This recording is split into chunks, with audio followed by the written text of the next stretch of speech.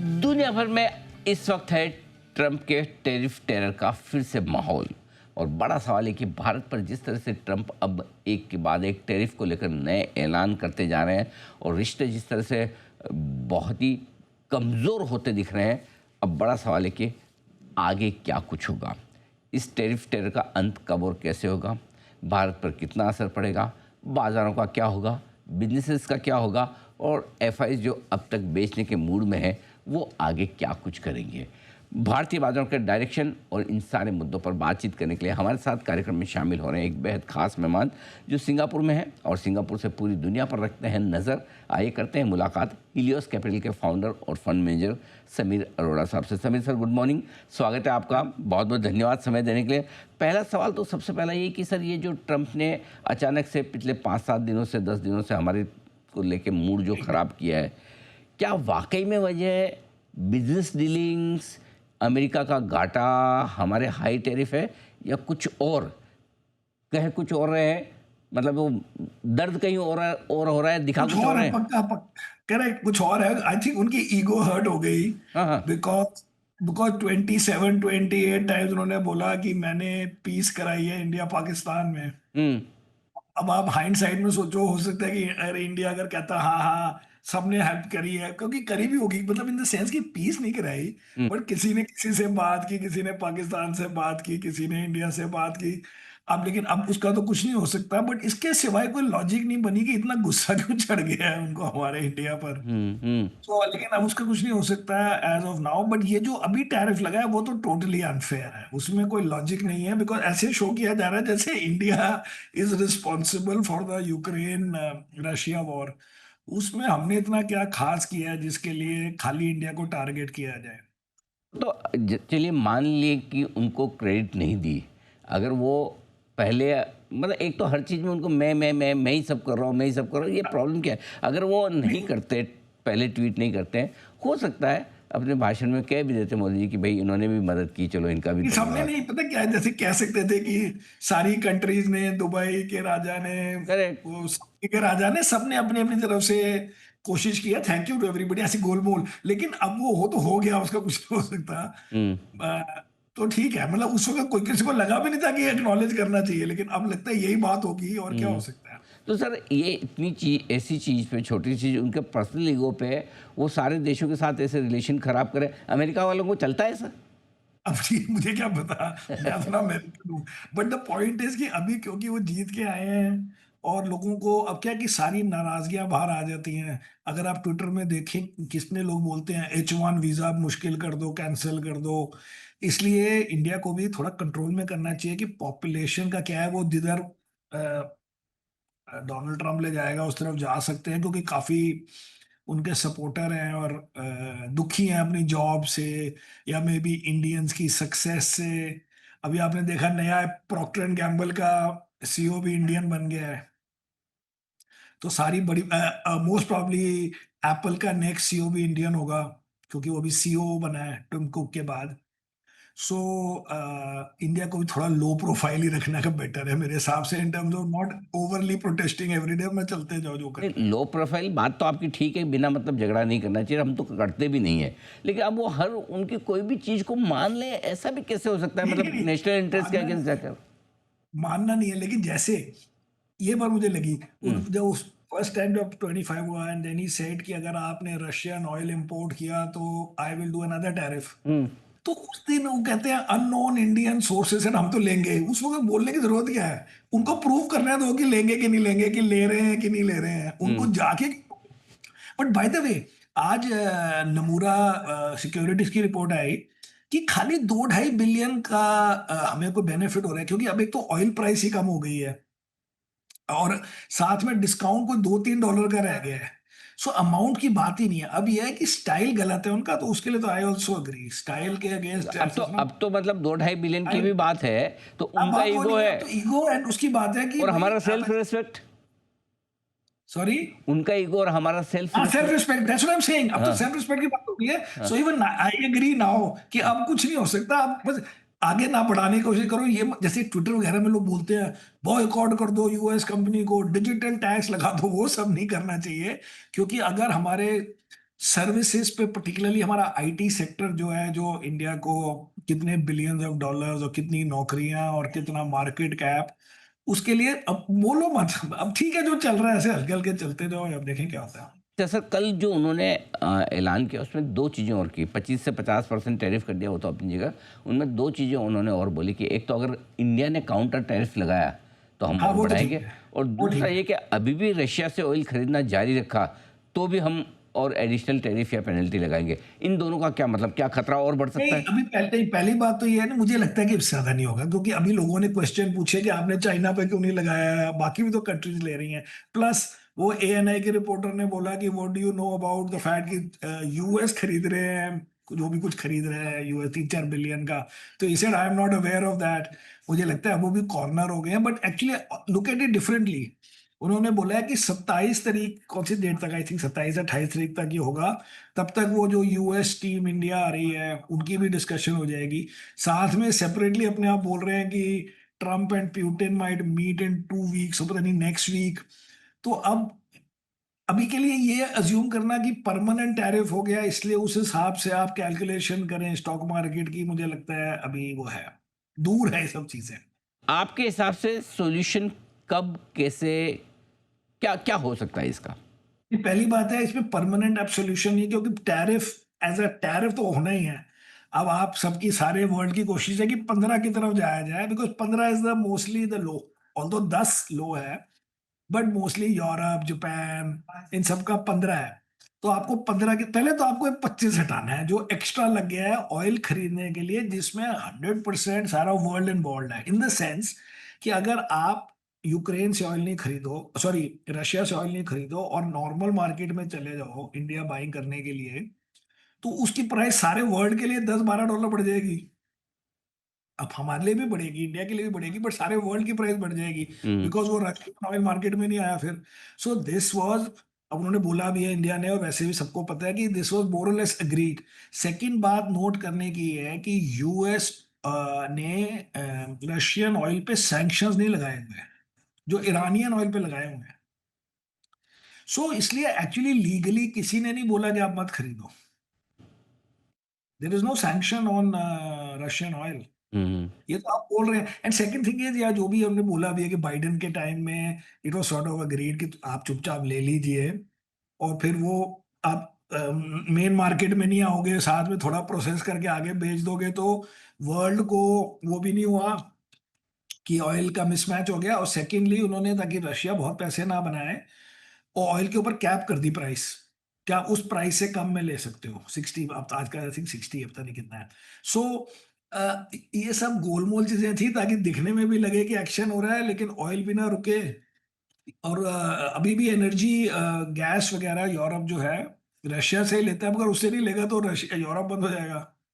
तो अभी ये 2-3 लेवल पे फाइट चल रही थी, लेकिन आई थिंक गुस्सा दिखाने के लिए, या क्योंकि ईगो हर्ट हो गई मिस्टर ट्रम्प की, अब वो इंडिया के ऊपर स्पेसिफिक अटैक हो गया, वरना जनरल बिग पिक्चर में सबके ऊपर चल रहा था।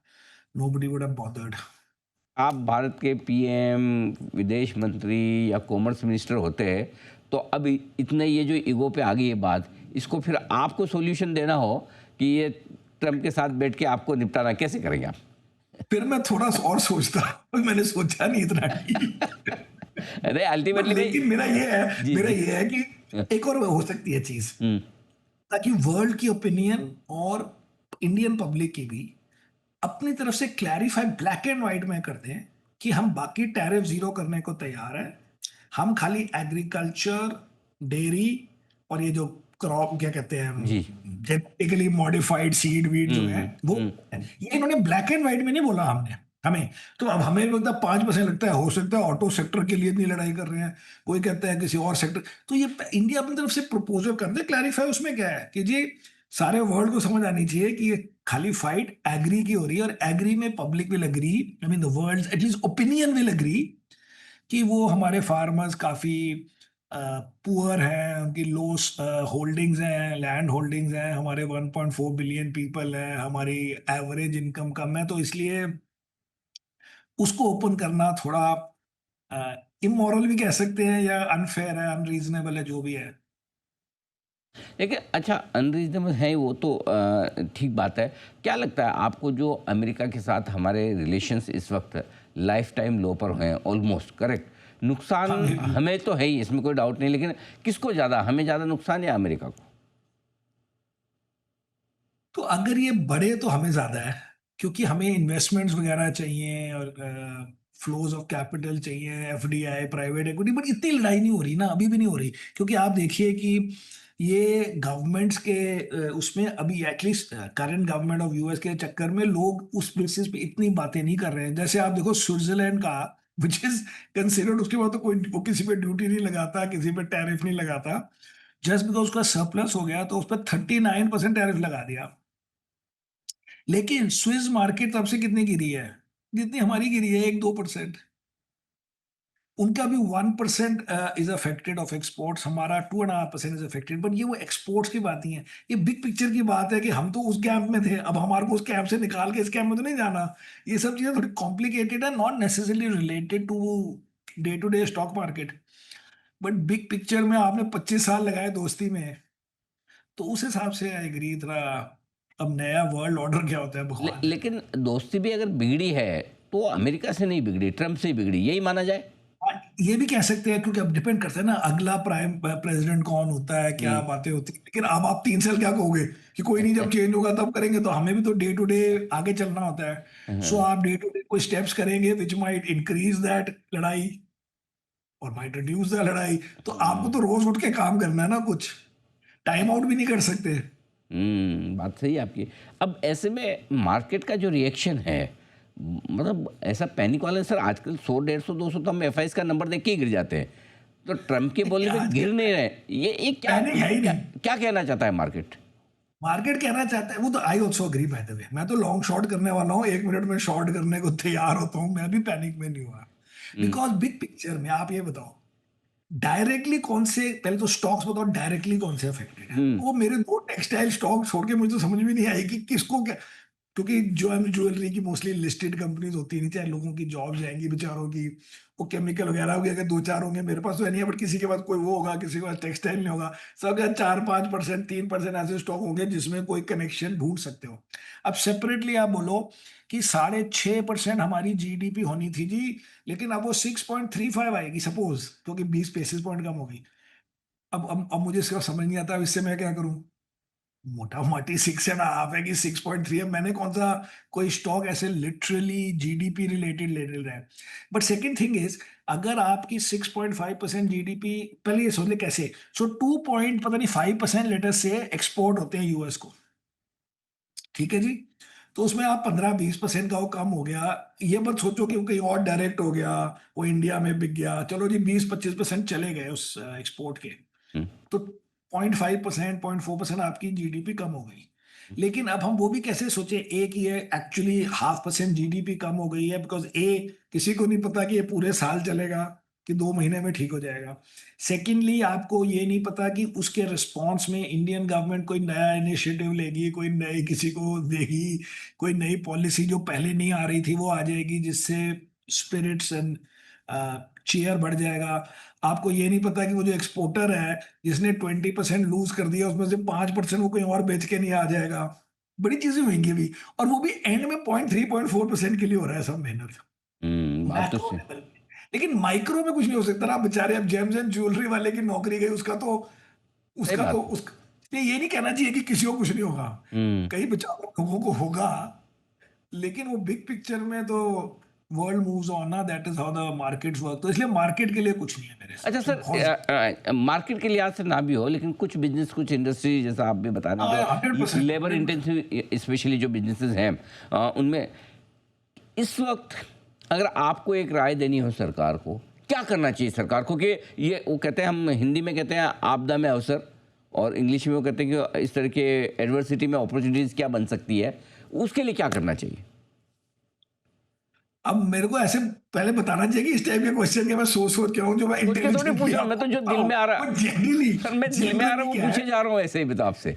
जनरली क्या है, जनरली सब कहते हैं कि रिफॉर्म और होने चाहिए, करेक्ट? अब वो रिफॉर्म क्या होते हैं?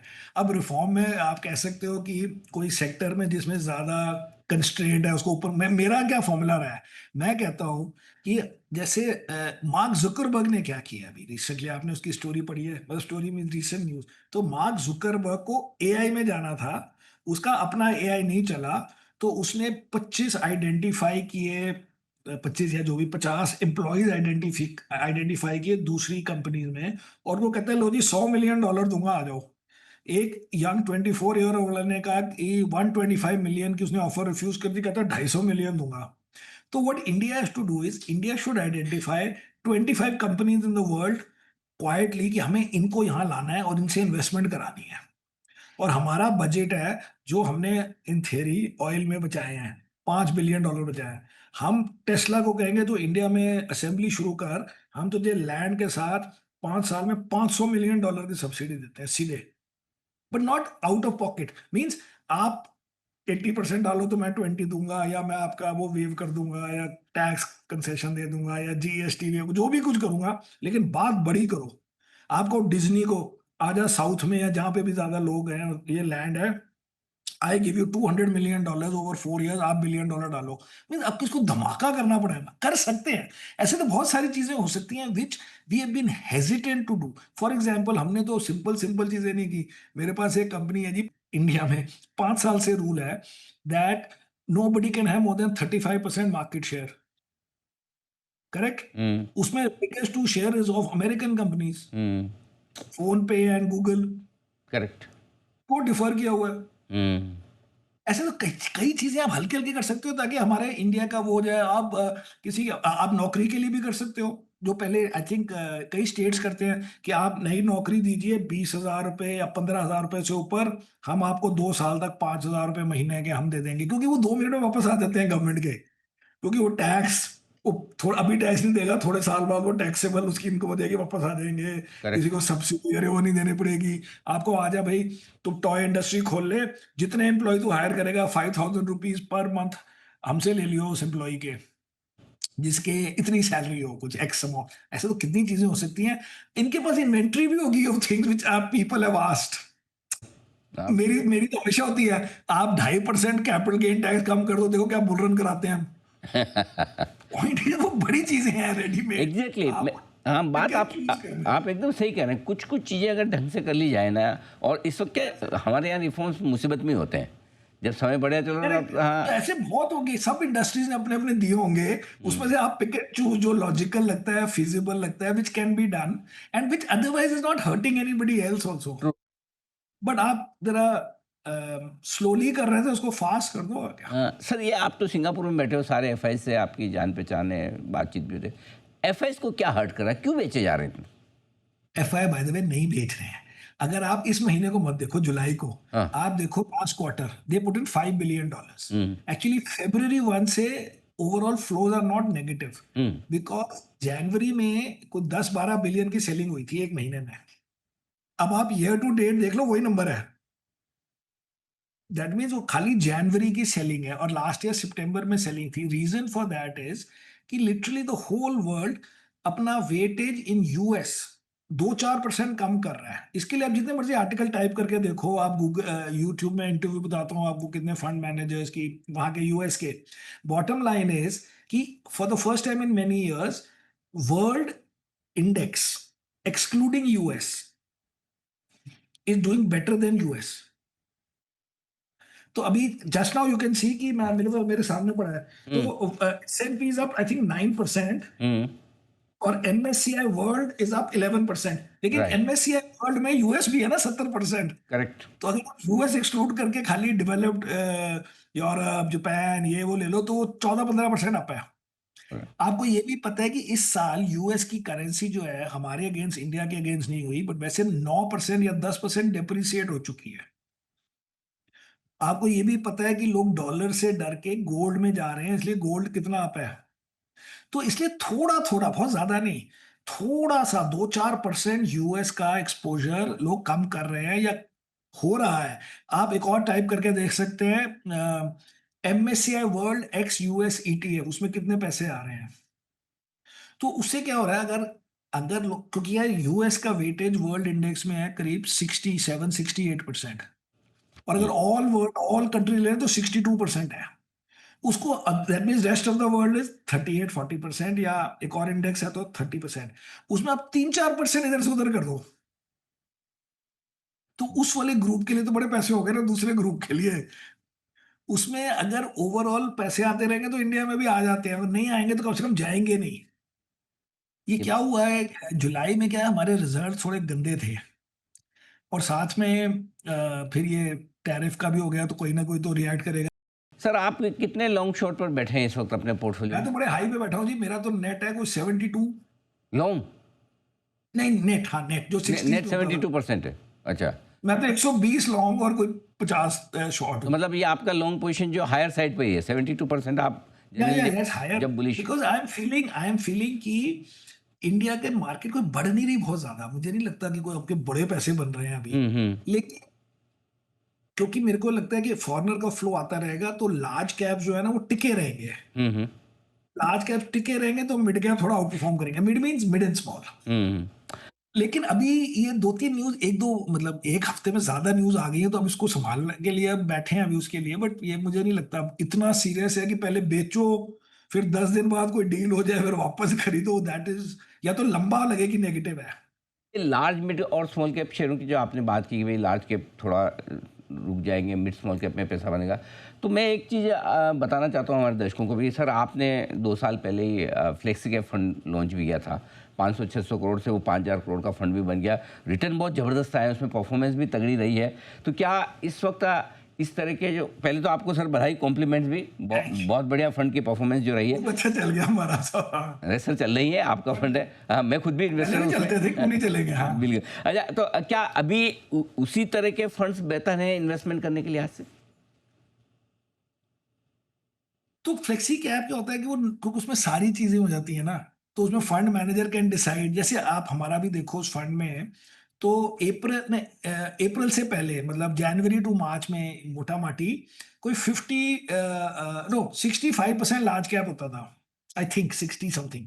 अब वो अप्रैल से देखो तो 55 के करीब हो गया। तो वो हमारे फंड मैनेजर्स ने इंडिया में टाइम पे उसको मूव किया ना, from large to this thing, जब वो करेक्शन हुई तो वो थोड़ी फ्लेक्सिबिलिटी रहती है। अदरवाइज जिसके पास पहले से लार्ज कैप फंड है वो मिड कैप ले ले, जिसके पास पहले मिड कैप वो लार्ज कैप ले ले। बट अगर कोई नया जनरल बिग पिक्चर बात कर रहा है तो उसके लिए ये मार्केट टाइप फंड है, और हमारे फंड की परफॉर्मेंस थोड़ी अच्छी है, पता नहीं 10-12% से उन्होंने बीट कर दिया है 500 इंडेक्स को। सो हमारे बंदे दिल्ली, सॉरी बॉम्बे वाले हैं तो हीरो, तो ठीक है। आखिरी सवाल बस, आपसे थोड़ा सा वो चाहिए सर, कॉन्फिडेंस। मार्केट ज़्यादा गिरेगा तो नहीं ना सर? नहीं नहीं, मेरे को नहीं पता, मैं तो अपने आप को बोल रहा हूँ कि मेरा नेट बड़ा हाई है, हम्म। मुझे लगता है कि ज्यादा नहीं गिरेगी। और एक्चुअली आप पहले लाइव भी देख सकते हैं कि नहीं गिर रही। जी। एक होता है कि गिर रही है, मेरे को नहीं गिरेगी, गिर ही नहीं रही है। आप हम्म। अगर सारा भी जोड़ जाड़ दें तो जनवरी के बाद मार्केट को इतना तंग नहीं किया, मार्केट ने जनवरी में तंग हुए थे लोग, राइट। पहली बात तो ये कि वो अभी अभी आपने देखा सितंबर टू मार्च में कितनी मार्केट गिरी, वो गिर के फिर रिकवर होके एटलीस्ट वहां तक वापस पहुंच गई। तो अब आपको फिर एक और नई स्टोरी चाहिए होती है, उसी स्टोरी में वही टैरिफ पे बार बार नहीं काम हो सकता। Perfect but sir. Still have to say कि government should do a few things, and little bit we hope कि जो नेगोशिएशंस हो रही हैं उसमें थोड़ा काम डाउन हो जाए यूएस, हम्म। और फिर ये सब चलता रहे, फिर अपना चलता। बट दूसरी तरफ से कोई इतना ग्रेट नहीं चल रहा है काम कि बड़े नोट बनने वाले हैं।